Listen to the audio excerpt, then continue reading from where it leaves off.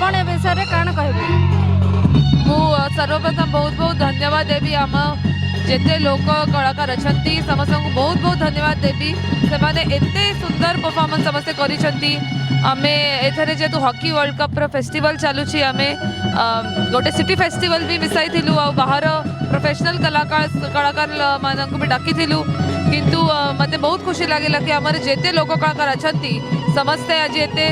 भल स्टेज पाइले hockey world cup festival hockey world cup चलथिबा बेले से माने परफॉर्म करि पारले आ एते सुंदर से माने समस्ते परफॉर्म करछंती मते बहुत खुशी लागुची। आ एडी मीडिया लाइव द्वारा टोटल कार्यक्रम जेन सीधा प्रसारण होचे से विषय रे आपण दर्शक मन को काना शुभेच्छा देबे? मु धन्यवाद देवी एडी मीडिया को